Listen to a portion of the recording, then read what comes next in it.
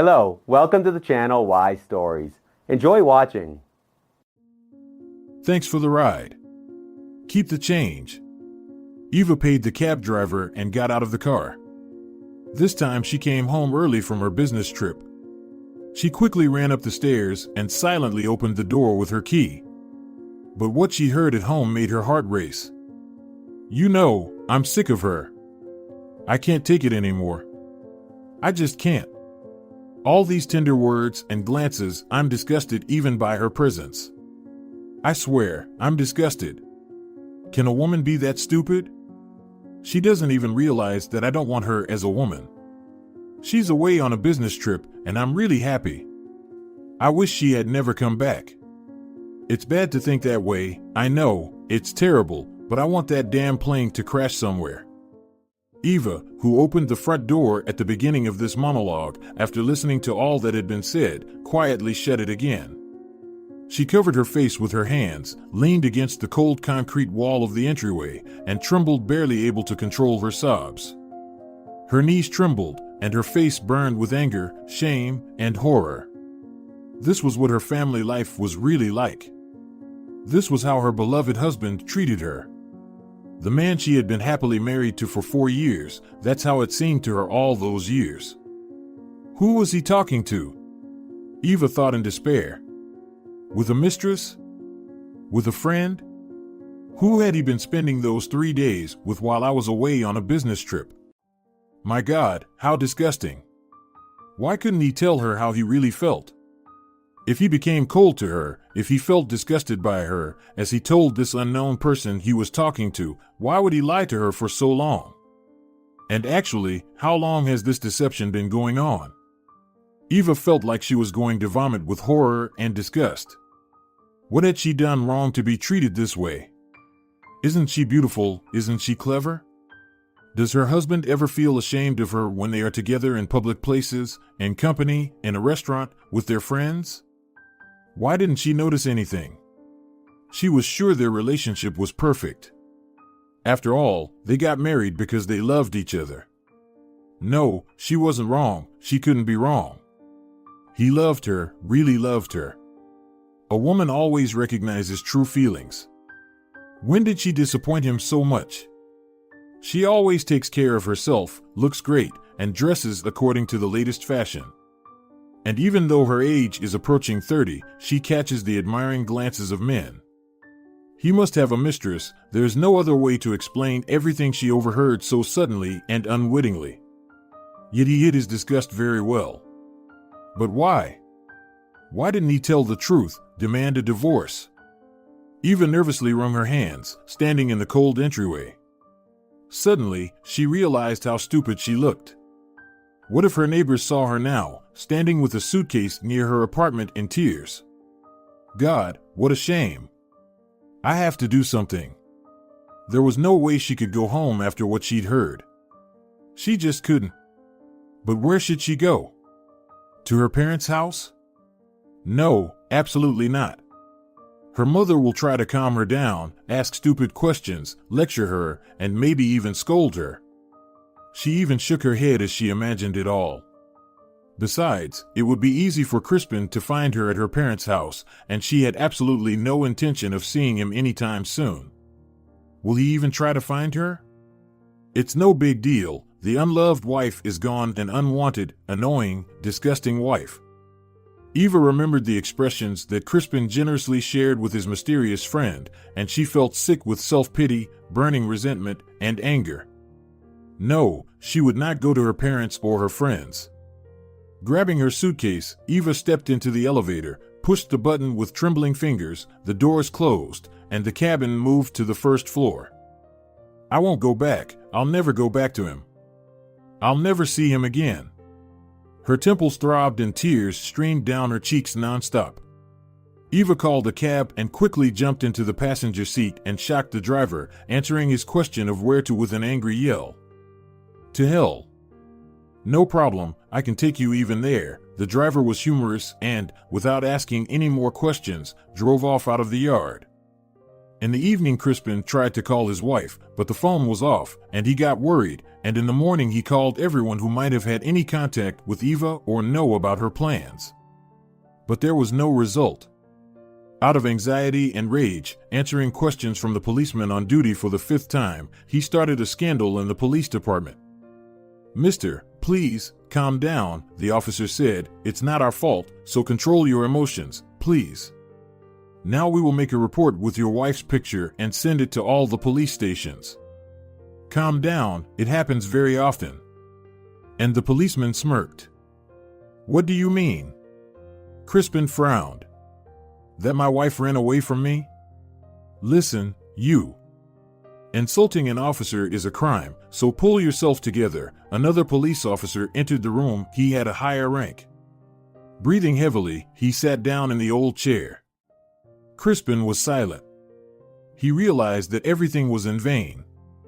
"Go home and wait for your wife," the senior officer said, sighing lazily. "There's about a 40% chance of this sort of case being solved. Understand? Meanwhile, you can call the morgues and hospitals. Well, our guys will look for her, too. If we find out anything, we'll let you know. We'll do everything we can, so to speak." "I see," Crispin said with quiet fury. "Good luck." And he walked out, slamming the door. "I'm sick of these cuckolds," the policeman grinned. "She'll spend some time with her lover, and then she'll come back home. That's it. Let's go for a smoke break." After driving for half an hour with the cab driver in an almost hysterical state, Eva came to her senses a little and muttered, "Let's go to the river house. Anything you want for your money." The cheerful driver replied and turned the car around at the nearest stoplight. The River House was a famous hotel, comfortable, with a good view from the panoramic windows, with a very decent restaurant, a fitness center, a spa, and a golf lawn. Eva often visited the cosmetologist here. She could afford it, as well as everything else. She was the only daughter of wealthy parents, and she was used to good life since she was a child. She never counted the money, but she didn't waste a lot of money either. Eva studied at one of the best universities in the country. She chose the Faculty of Design, and after university, with her father's help and money, she started her own business, selling fashionable Italian clothes. The business was going great, the company was growing and prospering, and Eva often traveled abroad on business trips. It turns out that while she was getting new contracts with clothing manufacturers, her precious husband found another woman. "Oh, well, she'll be smarter now." Eva gave the driver a generous tip and, without listening to his happy thanks, steadily walked to the reception desk. "Good evening, how may we help you?" The receptionist smiled. "I need a room," Eva said, taking off her gloves. "For a day, with an option to extend to the next day." "Sure, wait a second," she readily nodded. "What's your name?" "Emilia Flores," Eva said, muttering the first thing that came into her head. "Is that all right?" Of course, the polite hotel clerk had seen all sorts of things. "Room 502. Your bags will be there in a moment.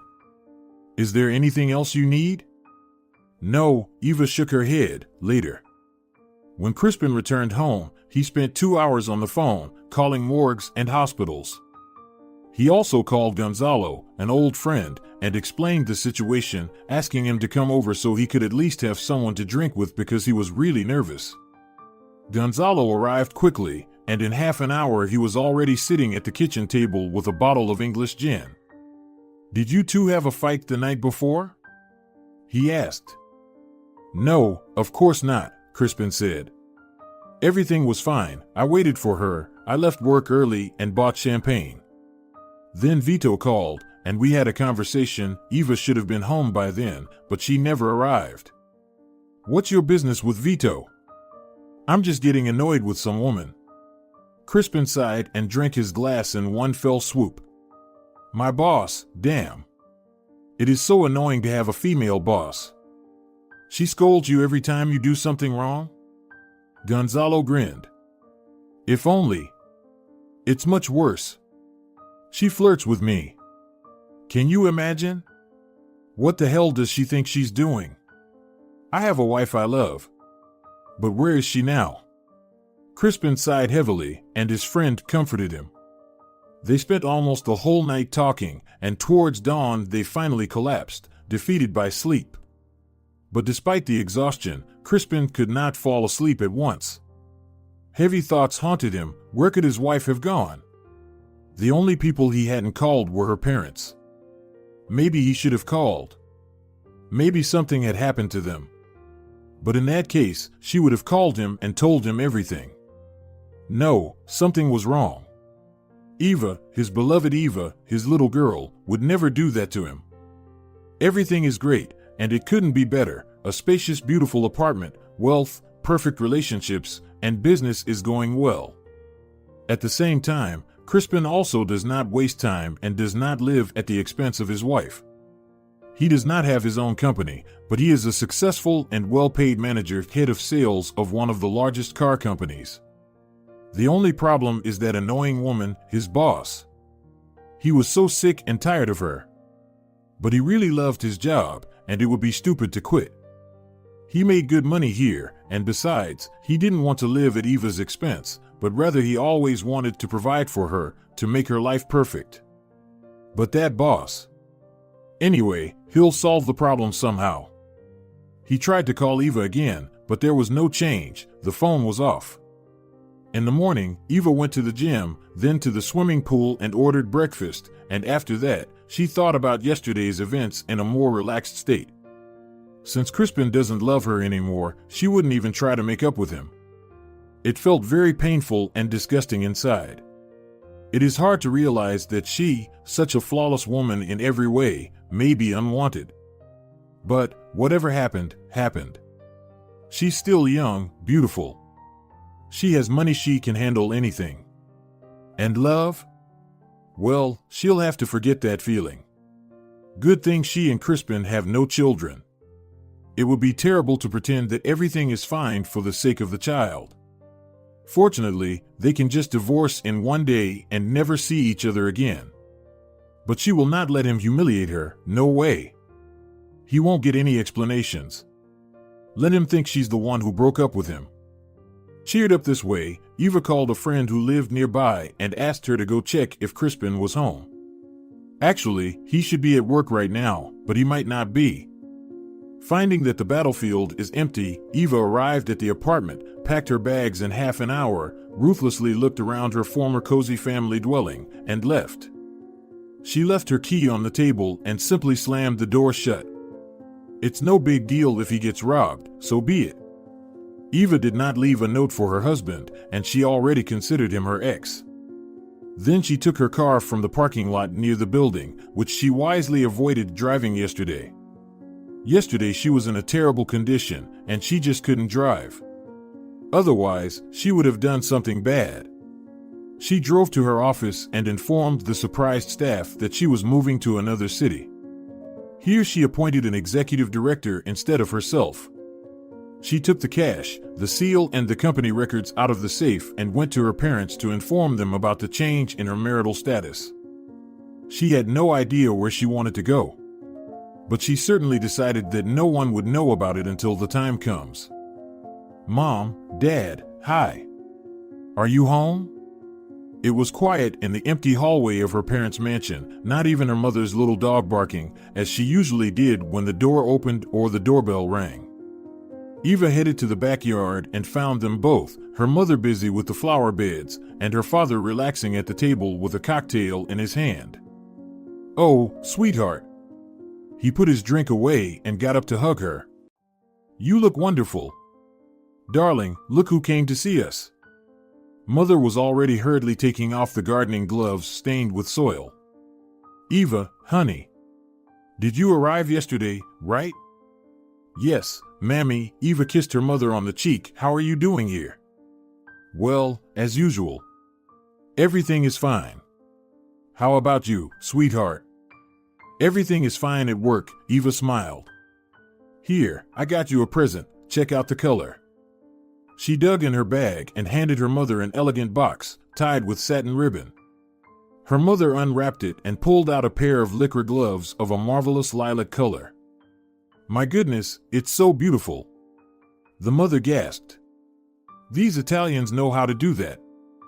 Try it, it's your size. Should match perfectly, or I'll file a complaint against them, Eva laughed again. Eventually, the gloves fit perfectly. And yet, dear daughter, is something wrong with you? Her mother asked after a couple of minutes, seeing the sadness in her daughter's eyes. Actually, yes, something happened. Eva decided to reveal everything right away. I left Crispin. Why? The mother was shocked. What is it? What happened? Her father grumbled, not happy with the bad news on such a beautiful morning. He's cheating on me, Eva said calmly. Are you sure? Mother asked, looking intently into her face. Yes, Mom. I have heard Crispin tell someone that he can no longer tolerate my presence. So. And Eva nervously broke the straw from her cocktail. Well, Dad began, you know, honey, you might have got it all wrong. Dad, Eva said angrily, put aside this unnecessary male solidarity. Do you think I'm stupid? Sorry, darling, you are right, the father raised his palms, acknowledging his daughter's rightness. But maybe you can still save your marriage. That's it. Eva said decisively, and after a short pause, she added, it's better to finish. Now, while we are not yet tied up in anything. Her mother's eyes were already wet. Stop it, please, Mom, don't cry. Eva hugged her shoulders. I am alive and well. Just parting with my husband. What's the big deal? And she tried to look lighthearted. It would be bad for him, not me. You're on my side, aren't you? Well, what are you talking about, baby? Of course, I'm on your side, her mother cried even more, snuggling into her shoulder. Don't cry, it's all right, Eva persuaded her. You'd better listen to what I am going to say. And she told them about her plans.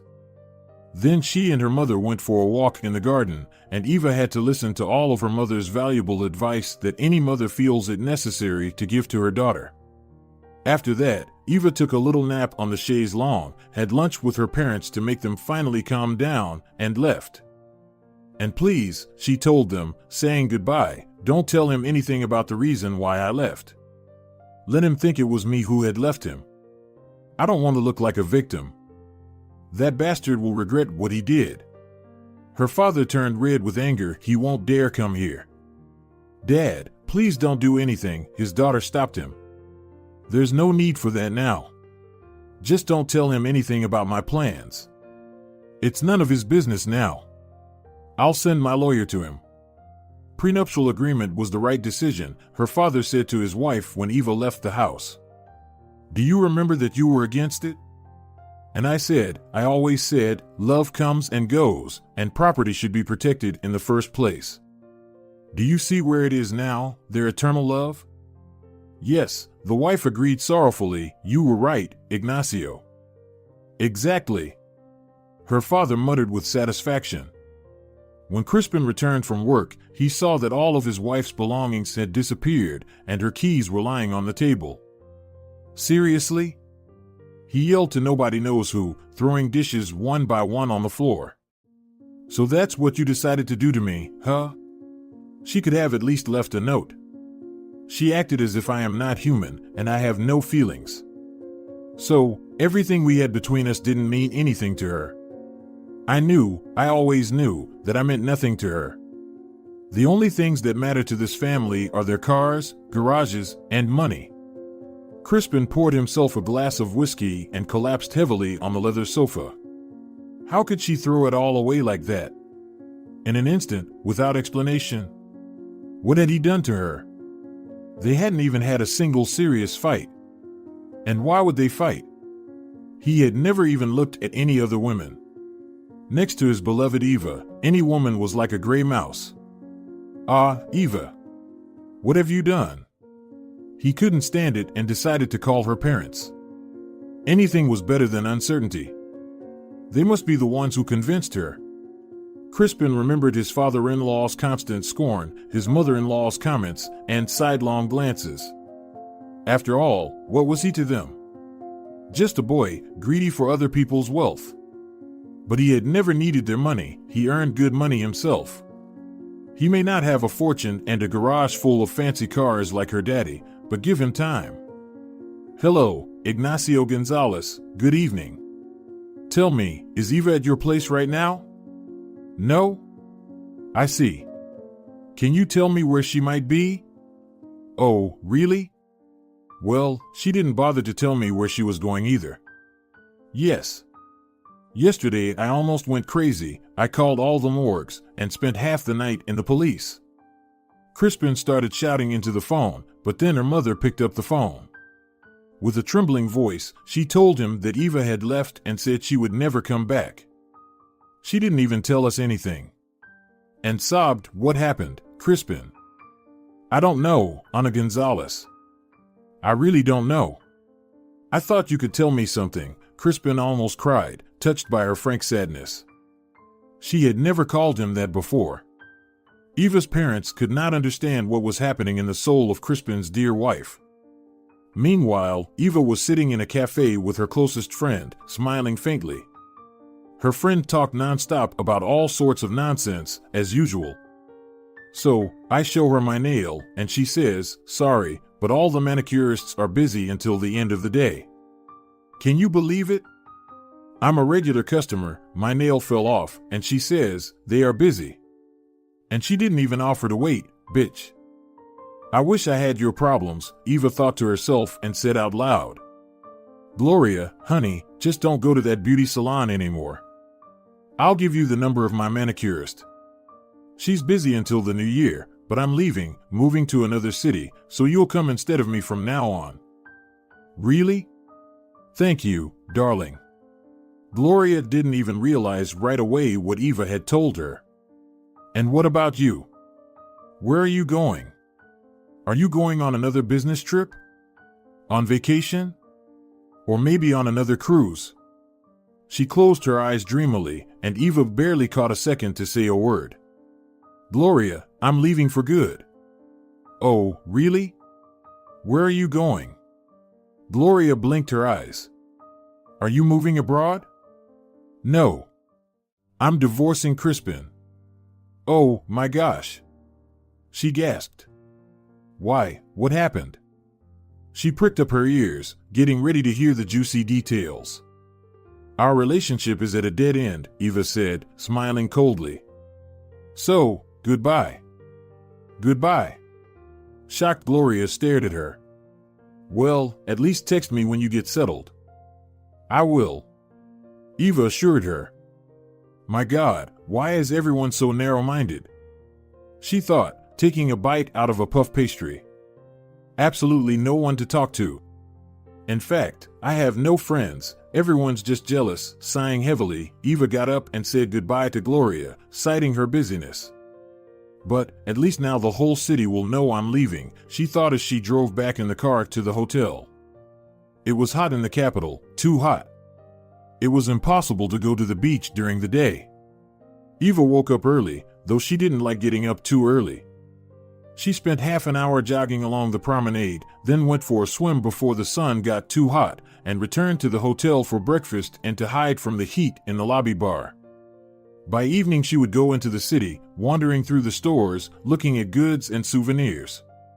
During the day, Eva dozed with the blinds closed and the air conditioner on full blast. She always ate dinner at the same restaurant, Little Langustin. She loved that place, and the staff responded in kind, providing top-notch service to the wealthy lady. Maybe I should try to find her, man, she thought. But after thinking about it, she gave up the idea. Who can I even have an affair with? With clingy Italian gigolos, who would do anything for money? She regularly observes a couple like this during breakfast, a very fat frau who wants some adventure. She met a young Italian boy.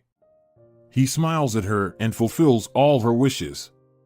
And every time the German lady turns away, he stares at pretty young girls. He has already undressed Eva with his eyes. What a bastard. Maybe one of the tourists? The decent guys came with wives, although they are also looking for other women, tired of their wives and mistresses. and Crispin also tired of her. Such thoughts brought tears to Eva's eyes. One brisk waiter once noticed her sadness and worriedly asked, "What made the lady so sad? Was it our cuisine? If so, if anything is not cooked properly, our chef will cut off his finger from grief." Eva laughed and assured the waiter that there was absolutely no danger to the chef's fingers. Their food was brilliant, and she will definitely come back to this restaurant many more times. He smiled and left, and 10 minutes later he returned, but not alone. The chef came from the kitchen along with his whole team. They thanked Eva for choosing their restaurant again and offered her a beautiful gourmet dessert. Eva smiled and accepted the present. When everyone left, at first she was reluctant, picking at the dessert with a fork, but she gladly ate it all, which rarely happened to her. Eva took care of her physical appearance, and she never let herself eat too much sugar.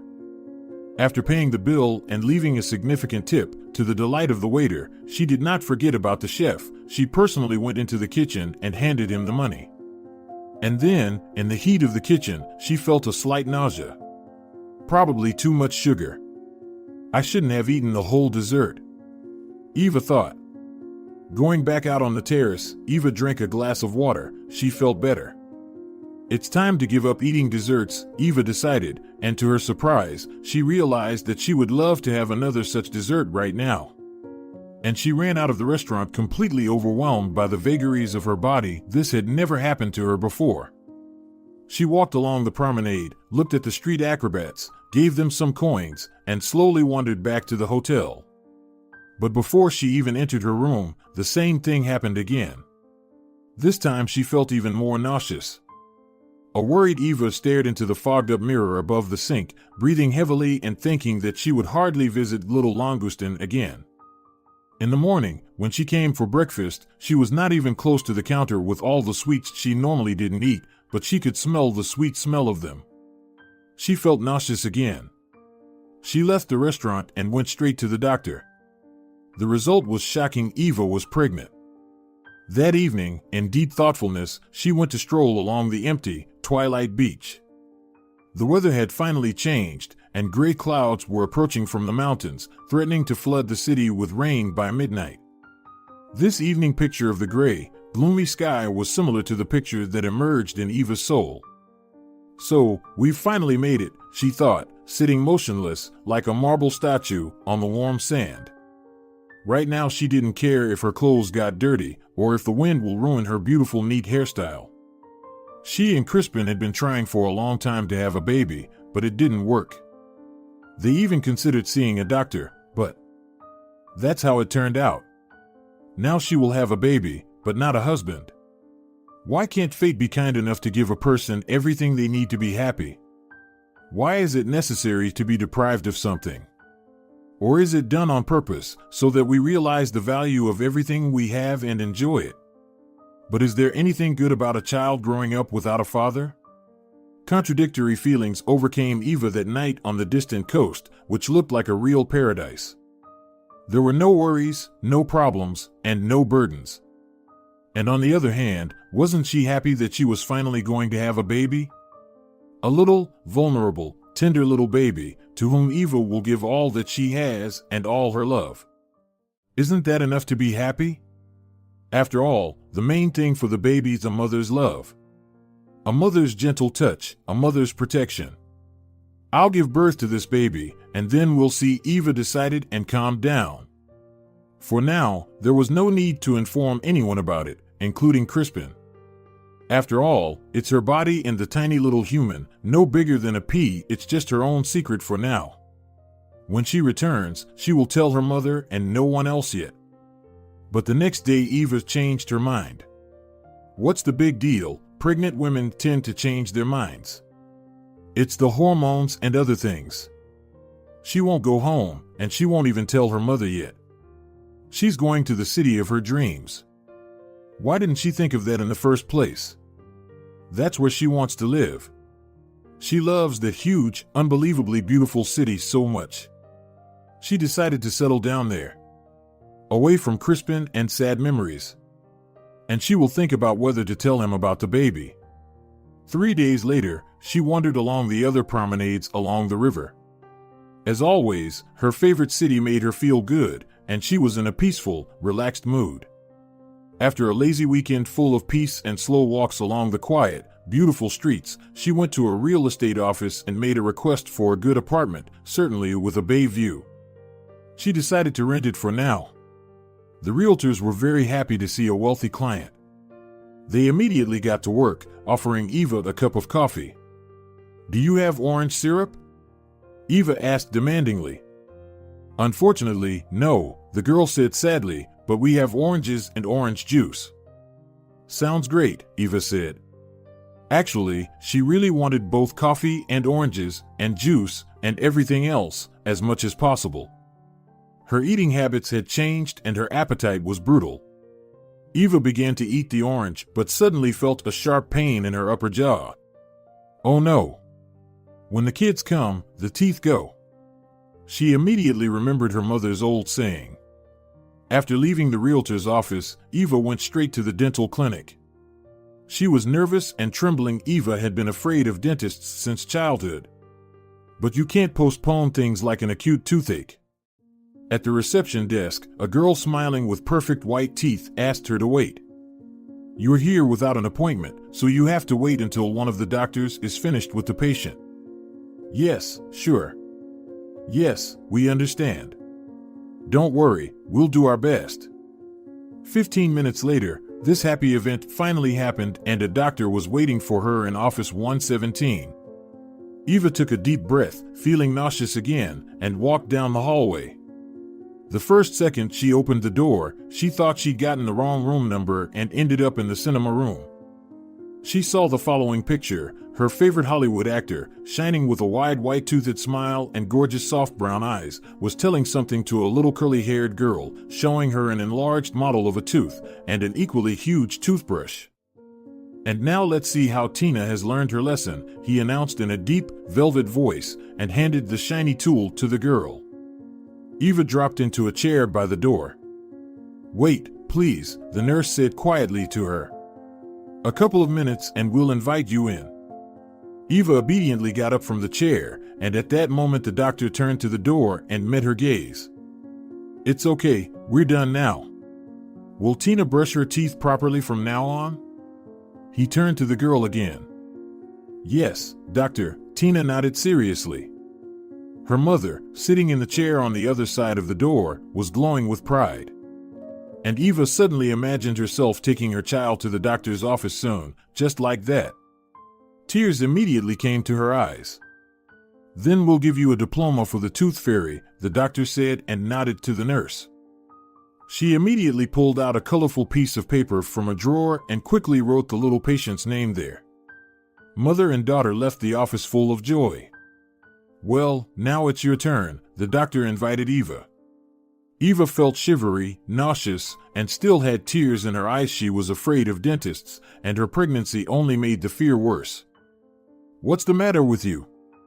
The doctor looked into her face. "Are you so afraid of me?" His eyes were very close to hers. "My God, I hope I don't faint. This is the most stupid situation." Eva pulled herself together and said, "I'm pregnant." The doctor was confused. "Perhaps you made a mistake and you should go to another doctor," he said politely. "Seriously?" Eva said angrily. "Do you think I'm out of my mind?" She said out loud the same phrase that had just flashed through the doctor's head. "I know exactly where to go in my situation," Eva said, squinting nervously. "But I came to you because I have a toothache." She sighed heavily. "Then you're in the right place," the doctor smiled again with a magnificent smile. "I assure you, there is no need to be afraid. We will help you quickly and painlessly, and you won't even notice anything." "Wait," Eva stopped his enthusiasm. "You can't do anything without a good anesthetic, but it's not good for the baby." "What week of pregnancy are you now?" the doctor asked, becoming professionally serious. "I don't see any problem. Anesthesia can be harmful in the middle of the pregnancy. Some options are acceptable at the beginning and close to the end. We'll give you the right dose. You'll have to be patient for a while." "There you go." Half an hour later, Eva was sitting in the hall, coming to her senses. Indeed, the doctor turned out to be an expert. Everything went perfectly, but she still felt a little dizzy after the anesthesia. This had happened before. So she tried to relax and waited for it to pass. She was just about to leave when suddenly she heard a voice behind her. "Eva, wait, please." She turned around, surprised, and saw her doctor. "I fell in love with you at first sight," he informed her, smiling slightly. "Really?" Eva laughed. "Yes," he nodded, not smiling anymore, but his eyes still gave him away. "Let's have dinner together tonight.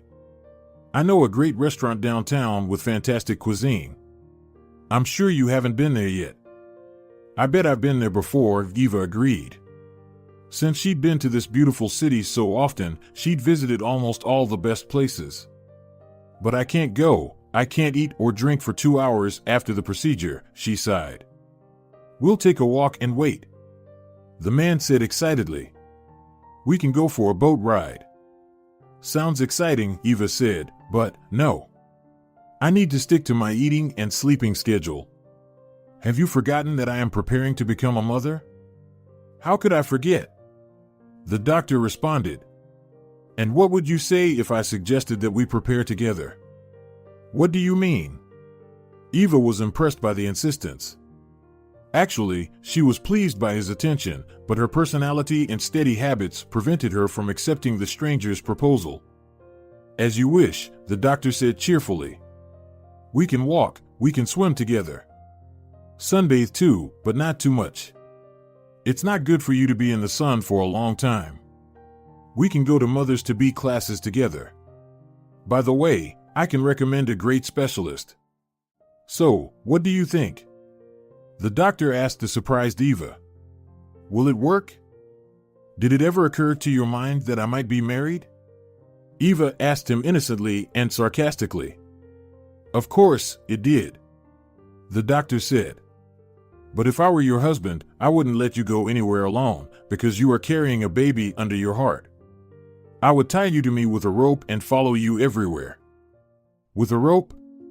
Eva laughed. "Certainly," the doctor replied without the slightest embarrassment. "What is going on? This is flirting. Real flirting." She realized, and suddenly she felt relaxed, cheerful, and free. "Well, dear doctor. By the way, I don't know your name." "Jorge," he interrupted her, leaning towards her confidentially, as if giving away a family secret. "Jorge Sanchez." And moving his shoes together, clicked his heels and sharply bowed his head. "Just call me Jorge." And he looked with velvet, ironic eyes right into Eva's heart. At least, that's what it seemed to her. She'd already forgotten what she wanted to tell him. She just stood there staring, and then she came to her senses and said with a laugh, "Jorge? Just like that? I don't understand your irony." He pretended to be offended, looking like a bear that had been robbed of its honey. "Are you hinting at something?"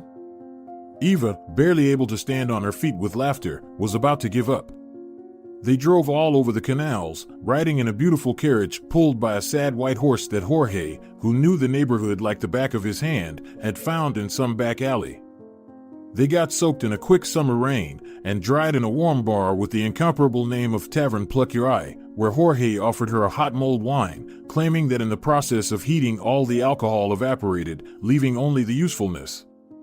Finally, he took Eva to the hotel. In some imperceptible and impossible way, he found out her address, which she had absolutely no intention of telling him. "Well, get some rest now, darling. I'll pick you up at 8 p.m., he said cheerfully and left. "Already, darling?" Eva laughed. "Your jokes are going to make my jaw ache." "We'll fix your jaw. And, of course, you are darling. After all, I've already spent an incredible amount of money and time on you." Jorge pretended to be horrified. And before she could even think about it, he made scary eyes and said, "I have already calculated the total cost for the whole time we'll be together." "And how much?" Eva wondered.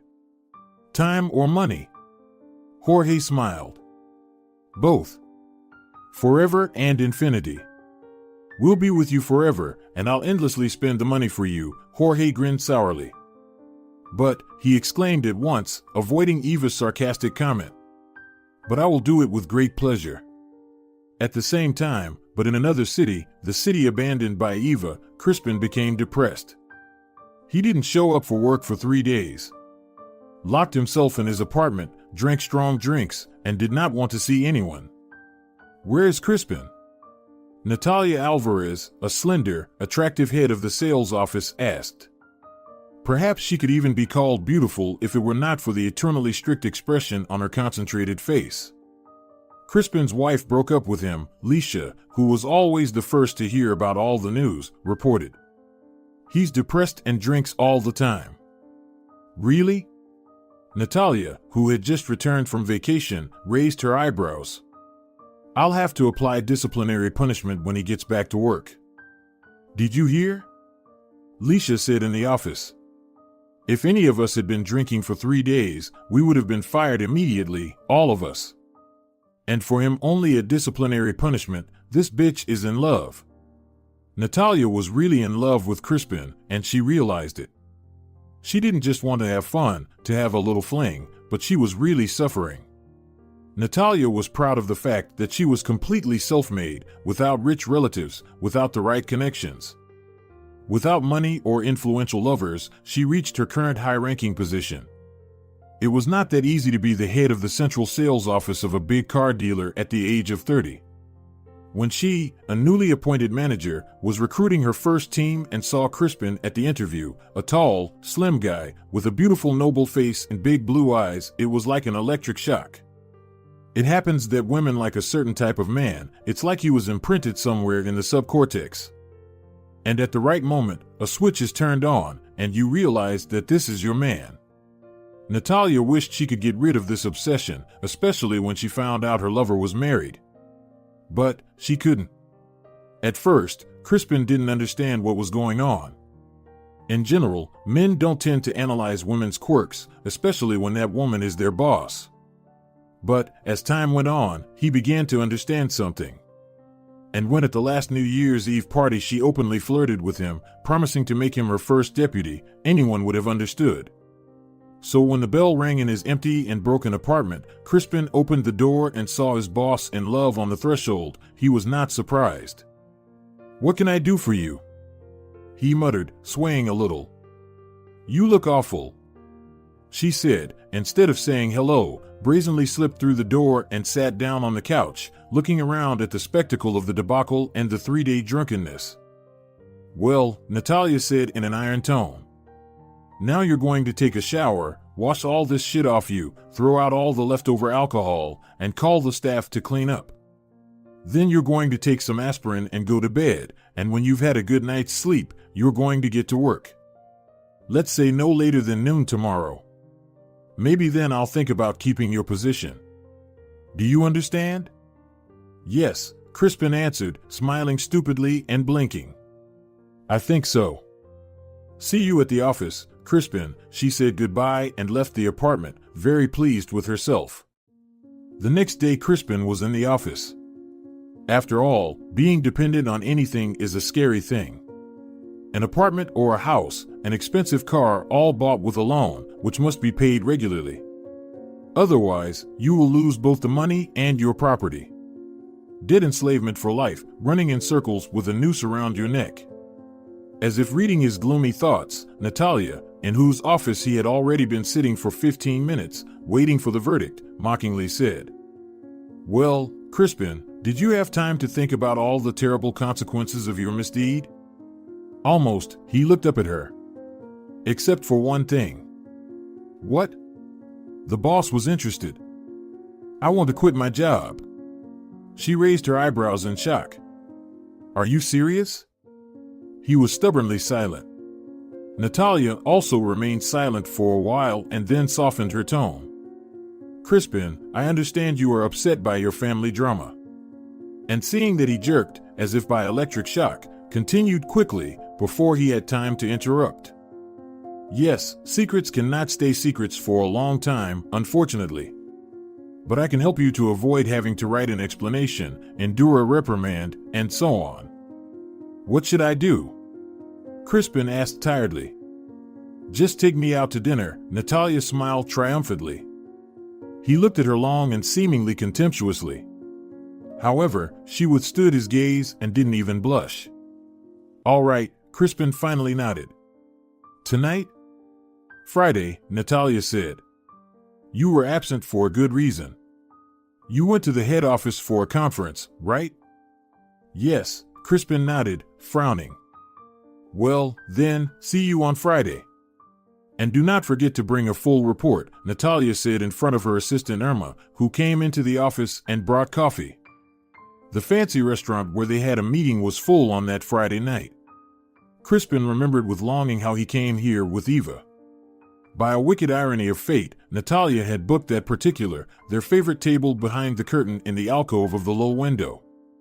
Why, out of 8 such secluded nooks, did she get that one? Crispin took a deep breath and stepped toward his new destiny. Oh, he was well aware of what was required of him and what the lady boss expected of him. Why am I so lucky to have such a boss? He thought, cursing to himself. However, that evening Natalia didn't look like a boss. She was just a nice, beautiful, pleasant girl. Even her eternal grimace of dissatisfaction had smoothed out tonight, giving way to joyful anticipation. After the first greetings and a glass of champagne, Crispin got a little drunk. Probably the amount of booze he'd consumed earlier this week hadn't fully decomposed into molecules inside him yet. He squinted slyly and said, looking her straight in the eye, You do want us to get out of here now, don't you? That can be arranged. After all, I'm a man. An offended man. Unjustly offended, by the way. Aren't you afraid I'll hurt you, too? No, I'm not afraid, Natalia answered calmly. Because I love you.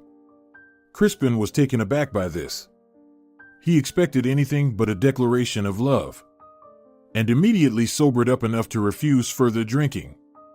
And Natalia, not feeling embarrassed or turning her eyes away, continued. I've been in love with you for a long time, you know? Since the first time we met, since the first time we saw each other. And I am not ashamed to admit it just because I am a woman and your boss. Real feelings are not something to be ashamed of. I agree, Crispin said quietly. So, just to be clear, I really want to leave the restaurant with you tonight, with all the consequences, she grinned sadly. But I don't want to be a burden to you, to impose my feelings and my company. You probably think that I'm like a medieval baroness who decided to take advantage of my position and force you into intimacy. In that case, you do not know me very well. Crispin wanted to object, but she shook her head vigorously, signaling him to be quiet. I have been silent for too long, let me speak, please. It sounded almost pleading and was very flattering to Crispin, as well as everything he heard next. So, my feelings for you will not change, no matter what, you know? It happens in life. I know for a fact that I will always love you, whether we are together or not, whether you reciprocate or turn your back on me. You can even hurt me, humiliate me, trample me in the mud, and I will still love you. Natalia was almost crying, her eyes full of tears, but she kept stubbornly raising her head to hide it. Your wife didn't love you, believe me, otherwise, she wouldn't have done that. She liked you, it was obvious. I mean, how is it possible not to like such a handsome and smart guy? But you weren't rich enough for her, not powerful enough. And she's a high-flying bird, she won't be satisfied with less. But to me, you're the best. I'm not a rich girl like your ex, I'm a simple country girl who made it all by herself. And honesty is what people value most in my village. That's why I'm telling you the truth as it is. Sometimes I think I loved you in a past life and the life before that. If you give me a chance to prove it to you, I'll try very hard. Crispin was silent in shock for the umpteenth time. Natalia, he finally said, though his lips were trembling. I didn't know, I didn't think. Forgive me, please, he murmured softly, looking away. I have nothing to forgive you for, Crispin, Natalia said firmly. Now you know everything, and it is up to you to decide my fate." She got up and walked away past the tables and didn't even look back. "Fabulous woman," Crispin muttered to himself, leaning back in the comfortable chair. "Just terrific." At 1 a.m. Natalia was already in her bed, hoping to fall asleep. But sleep did not come to her. She didn't cry, didn't lament her fate, didn't ponder how things would go on. But she just lay there and stared at one point at the distant light of some tall building, glittering like a beacon in the night outside the dark windows of her apartment. Suddenly the doorbell rang through the silence. Natalia's heart started beating loudly. She immediately understood everything, got out of bed, and went out into the corridor, not hurrying, cautiously, afraid to scare her fate. The door lock clicked, soft whispers were heard, then the sound of a kiss, and sobs. The night united them and made them lovers. The night hid their passionate secret from everyone for months.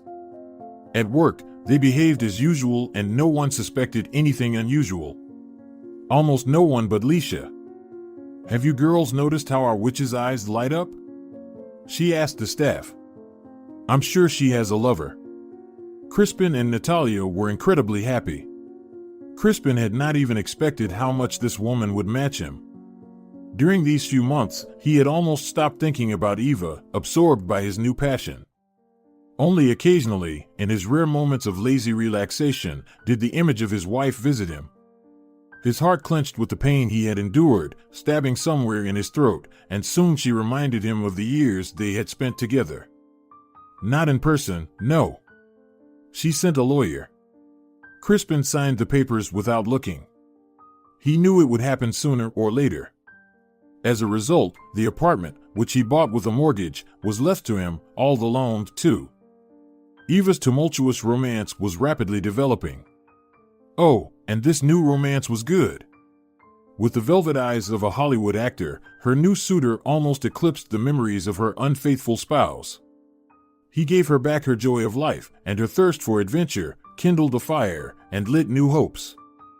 The pregnancy went smoothly, almost imperceptibly, without complications or problems. The first toxicosis had long since passed, and she and Jorge did not deny themselves small cautious pleasures. "We should get married," he told her once, kissing her tenderly on the lips. "Isn't it a little early?" "I'm married," Eva joked, as usual. "No," Jorge answered firmly and seriously, against his usual tone. "The baby is coming, and I do not want our baby to ask questions later." "Our baby?" Eva looked him in the eye. "Yes, our baby. It's our baby, yours and mine. I don't care who the biological father was. And if you and I have more children, won't you regret your decision?" Eva wanted to be clear. "No, I wouldn't. Besides, we won't have any more children." "Why not?" Eva wondered. "Don't you want more?" "I'm infertile," Jorge said. "The result of an infection I had in my youth. I'm sorry I didn't tell you sooner." "Everyone has skeletons in the closet," Eva said understandingly. Jorge was able to organize everything in a very short period of time. By the way, it turned out that financially he was not only on the same level as Eva, but even better. He was the owner of the hospital where they had met. He needed the practice so he wouldn't lose his qualifications and his medical license. Eva liked it a lot. What she had always lacked in Crispin was this kind of reliable thoroughness. Not even the money, but the feeling that you are behind your man, as a stone wall, that he will always protect you. And if you want, you can be weak, irresponsible, even silly, and not think about anything, and you don't have to make any decisions. Jorge gave her everything and even more than that. Eva's second wedding was completely different from the first, no annoying relatives, no boring ceremonies. They filed the necessary paperwork to register their marriage, but they arranged for an off-site ceremony in a beautiful place. It turned out to be possible, obviously, for an extra fee. Eva rejoiced like a little girl and felt like a queen. Pretty fat queen, but Jorge loved it. He was delighted with his unexpected fatherhood and said that Eva had been sent to him by heaven as an angel who had forgiven him all his sins. Everything, absolutely everything in Eva's life was now arranged and provided for. Previously, she had to take care of most of the household chores, making travel arrangements, buying tickets, driving the car to the car service, arguing with the construction workers, and much more. Crispin also participated as much as he could, but he preferred to leave for work early in the morning and lie on the couch in the evening, reading and watering the plants sometimes. Eva informed her parents of her new marriage when it had already taken place. Jorge and Eva recorded a video for them and invited them to come visit Jorge's big house. Eva also bought real estate in this city, as she was going the spacious apartment in a luxury residential complex under construction with a view of the bay. Eva's father really liked the new son-in-law. "There is no doubt he's a real man," he told his daughter. The mother cried tears of joy when she found out that soon she would be a grandmother. But Eva didn't tell her anything about the real father of her future grandchild. A few months after the wedding, Eva gave birth to a beautiful, healthy baby girl quickly and easily. "Can I name her myself?" Jorge asked his wife, happy and proud.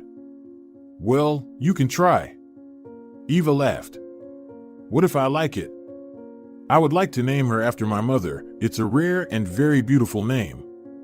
"Tell me already," Eva demanded with a smile. "Melania," Jorge said and looked at his wife. "How do you like it?" "It is very beautiful." Eva admired it.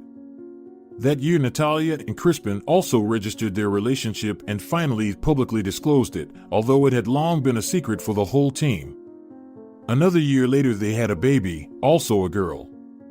The happy parents named her Milagros. So the two girls with similar names grew up far apart. They were sisters by their father, but they didn't know about each other. And they would probably never know each other, but fate, which rules everything, had a different plan. "Melania, where are you? Hurry up. We are already late." The stern mother, dressed in black silk, still very beautiful, was hurrying her daughter. The family was going to the theater for the premiere of the play. "Where's Daddy?" "Daddy's waiting for us there." "Let's go, for God's sake." "Oh, Mom, wait. I left my purse upstairs." "Melania." Eva got angry. "Go, I'll wait in the car." A gray-haired, elegant man smoked nervously at the entrance to the theater. "Where are they?" "They're about to give the last call." His phone rang in his pocket. "Don't tell me you're stuck in traffic. You should have left earlier." "What happened?" "What are you talking about?" "Take her to the 9th hospital immediately. I'm on my way too."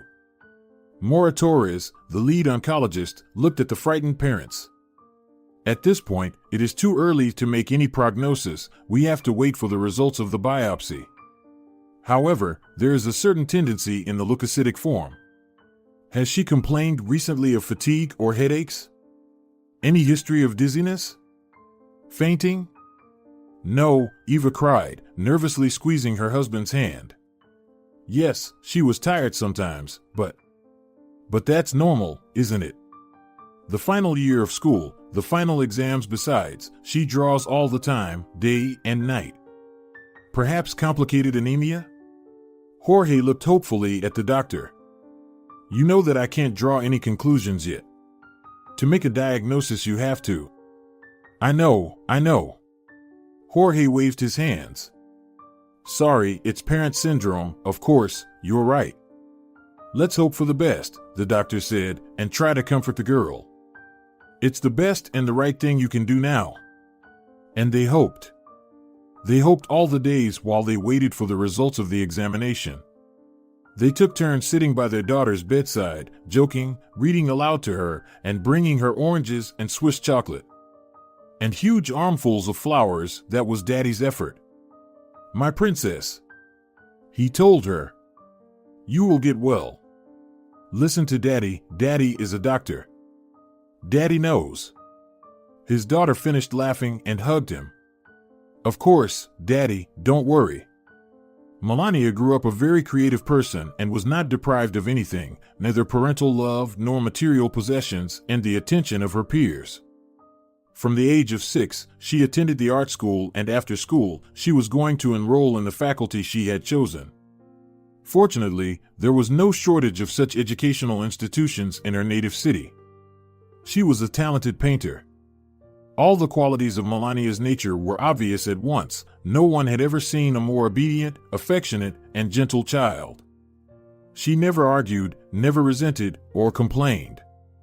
She was often silent, never tried to defend her point of view, and never fell into that strange changeable mood common to teenagers when they reached awful adolescence. Everything was always smooth, perfect. "Just wait, she'll show her strong personality," Jorge promised his wife. "It's just not the time yet." "It's not the time yet," Eva thought as she sat by her daughter's bedside. "Doesn't Melania have that time anymore?" Finally, all the necessary tests were done, and the doctors came up with a final, ruthless verdict. Unfortunately, the worst predictions had come true. The girl had leukemia. That is, in simple terms, blood cancer. "Is this the end?" Eva sobbed into her husband's shoulder. "No, do you hear me?" He shook her, forcing her to calm down. "Nonsense, this is not the end. It is the beginning. The beginning of our long and successful fight. Do you understand, sweetheart? Successful. The main thing is to believe in a good outcome. We will win this battle." "But you don't even believe it." Eva was hysterical. "Who told you that I don't? I believe." "Mom, Dad, go home." Melania persuaded them. "You need to get some rest. They take good care of me here. What a kind soul, she is suffering so much, but still trying to take care of her parents." The nurses and doctors admired her. Let the girl get well soon. Everyone loved her, relatives, friends, teachers, and tutors. The boys admired her, and her grandfather, Eva's father, was ready to do anything for his only granddaughter. But love alone was not enough. A bone marrow transplant was needed. Even close relatives sometimes are not a match as donors, the doctor explained. Compatibility of this kind of biological material is a complicated task. We will take samples from everyone who could potentially be a donor. Eva, her mother, and her father made tests of samples of biological material. Even Jorge did it, although he and Eva knew very well that it was useless. Eventually, it turned out that no one was a match. Eva felt absolutely terrible. She had lost so much weight in the last dreadful month that she no longer looked like a beautiful middle-aged lady, but a frightened old woman. Jorge had lost weight and turned gray, too. What depressed them most was the necessity of this agonizing expectation and the uncertainty. How much longer could Melania wait? This kind of cancer is unpredictable. The worst could happen at any moment. Eva tried not to even think about it, but these thoughts kept creeping into her head. They prevented her from breathing, from living, from hoping. Another month passed, and then another. By spring, Melania was almost translucent and could barely lift her head from the pillow. Eva turned black with grief and tears, and, seeing no other options, decided to take drastic measures. "Hello. Are you looking for someone?" Natalia opened the door, coming out at the insistent ringing of the bell at the gate. "We do not need anything if you are selling something." "I'm Eva," the unexpected visitor didn't take long to explain herself. "I need to see Crispin on a very urgent matter." "Are you Eva?" Natalia looked at her face. "You've had a tough life," she said, looking at her exhausted face, but without anger. All the anger was long gone. "Come in, please," she opened the gate. "He is not here now, but he should be back soon." "Thank you." Eva took off her coat and tried to find something in her bag. "My phone. I must have left it in the cab." But the phone was in her coat pocket. When she found it, she calmed down a little. She clutched it in her hands as a pledge of peaceful negotiation and sat down on the edge of her chair. "Please make yourself at home," Natalia said. "Would you like tea or coffee?" "Coffee, please," Eva asked, smiling weakly. "How did you find us?" Natalia asked as she handed her a cup of coffee. "Oh, this is my husband," Eva said absent-mindedly. "He's the kind of guy who can find anything." "Did he come with you?" "No, he's at home with our daughter. Our daughter is seriously ill." Eva covered her face with her hands and sat like that for a few seconds, trembling. "Please, calm down," Natalia tried to comfort her. "Yes, sure. You're right," Eva agreed, nervously twitching in her chair. A knock on the door interrupted her torment. "Here I am." It was Crispin, a little older, but not much different. "Natalia, hello, sweetheart.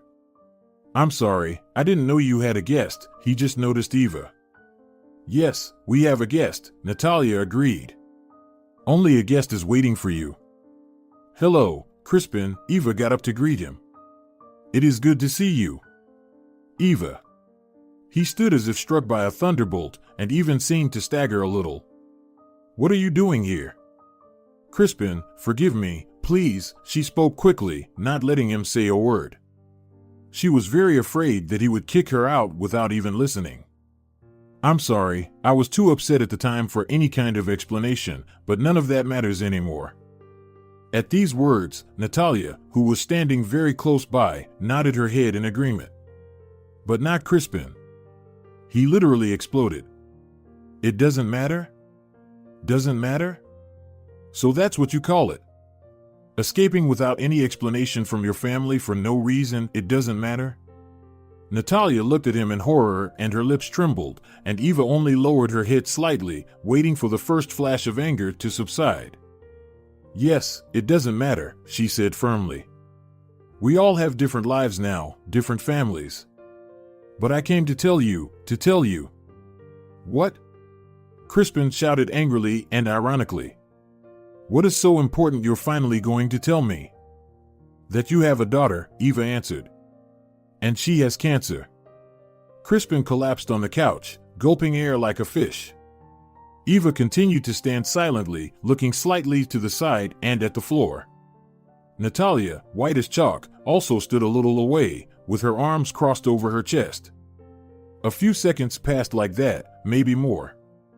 Soon the oppressive silence was interrupted by the clatter of quick light feet, and a girl of about 16 came down the stairs. Short in stature, fragile, graceful as a ballerina, with a cheerful gleam in her deep eyes. "Mom, Dad, hi. Oh, you have guests?" And embarrassed, she wanted to go upstairs to her room. "Don't leave, dear. Now we're going to have dinner," her mother stopped her. "And Daddy's leaving. He has to take our friend home. This is Milagros, our daughter. And this is Eva, she used to work with Daddy." "Yes, of course, I have to take her home," Crispin fussed. "Have dinner without me, okay? I'll be right back." "What's going on, Mom?" Milagros asked, as the front door closed behind her father and the strange woman. "I don't know exactly yet, kiddo," the mother answered and affectionately patted her daughter's blonde hair. "But I promise you we'll figure it out. She can't be Daddy's mistress, can she?" Milagros asked, just in case. "No, don't worry about that," her mother looked at her carefully.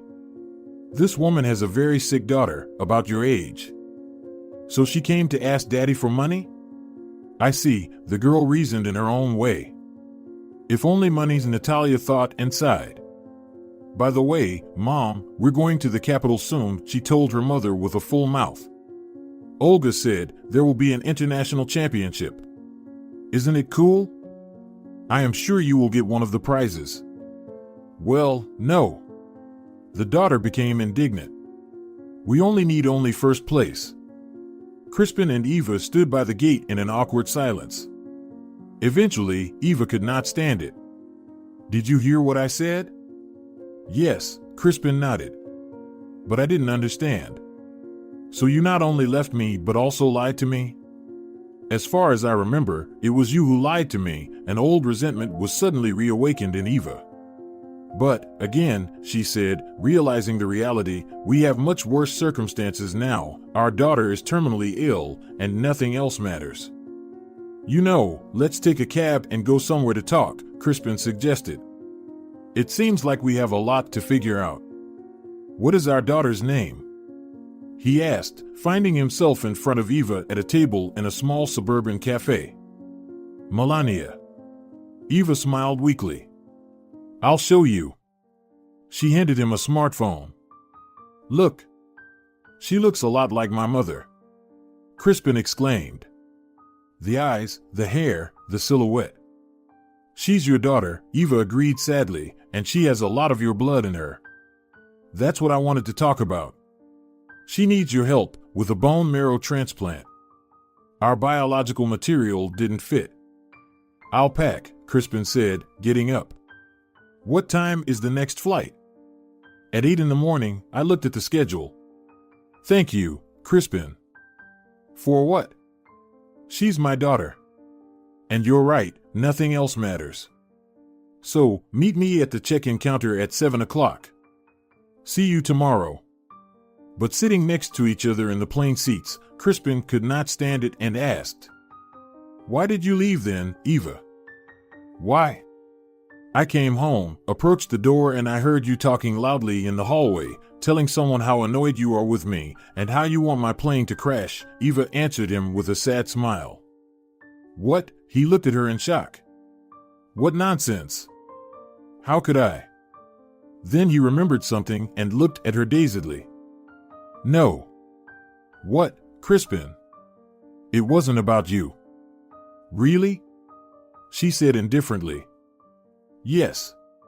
I was talking about Natalia. And he told her everything as it really was. About the endless hints from the boss who was now his wife, and how it had pissed him off then, and about his distress after losing Eva, about his anger, frustration, and despair. How he tried to find her, and went to morgues and hospitals. How he did not understand what was going on. Finally, he got tired and fell asleep, turning his head toward the window. But Eva didn't sleep. She had hardly slept at all for months. She wondered what her daughter's life would have been like if Eva hadn't heard that stupid phone call. Another disappointment awaited them at the hospital. After long days of waiting for the results, it turned out that Crispin's material was no good either, although there was no doubt about his paternity. Crispin decided to stay in a hotel near the hospital to be nearby just in case.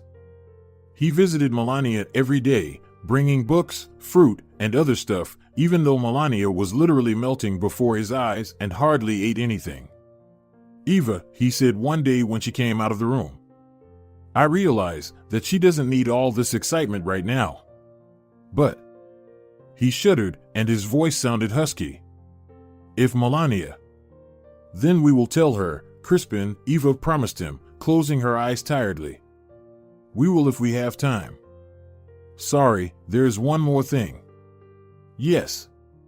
She half turned to Crispin, and in the diffused light of the corridor lamp, he suddenly saw the other Eva, whom he had loved so much many, many years ago. Milagros and her dance group are coming to the competition today.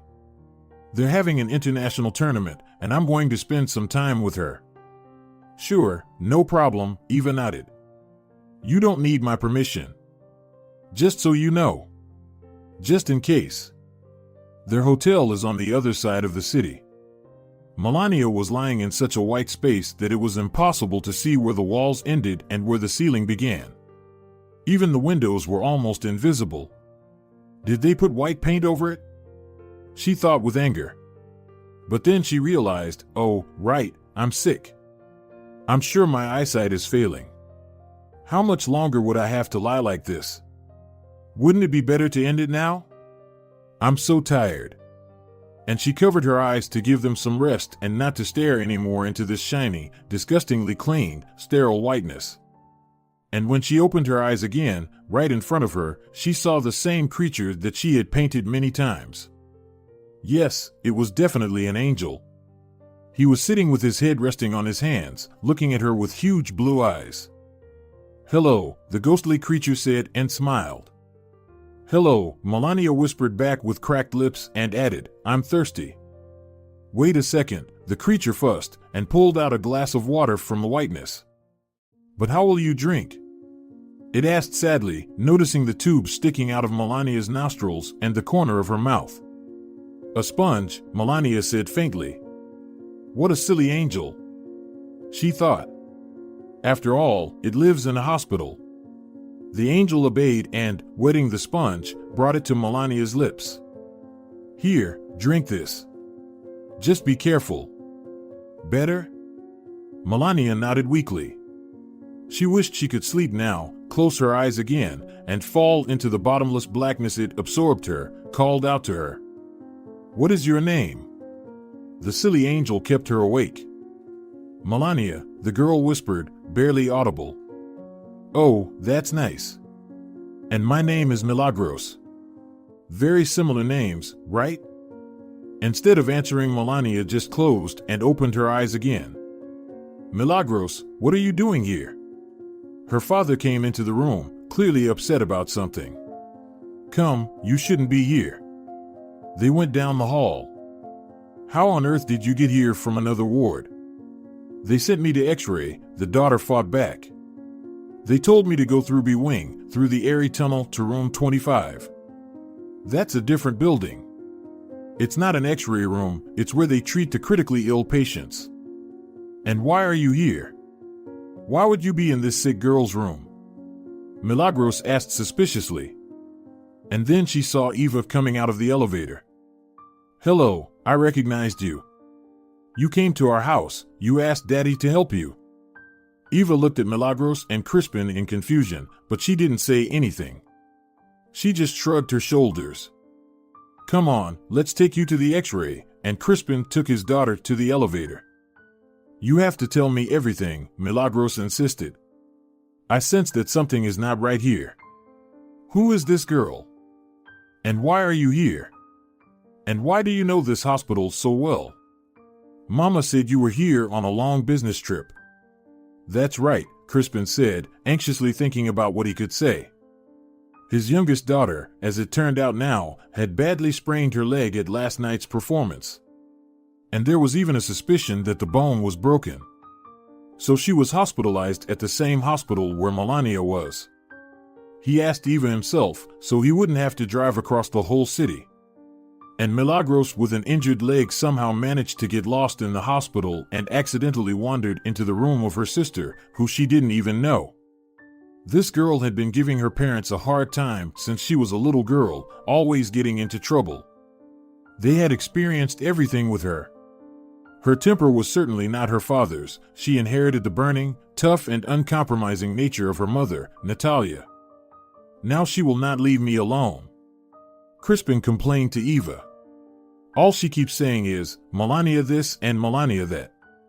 And she demands to take her back to her room. Maybe it's for the best.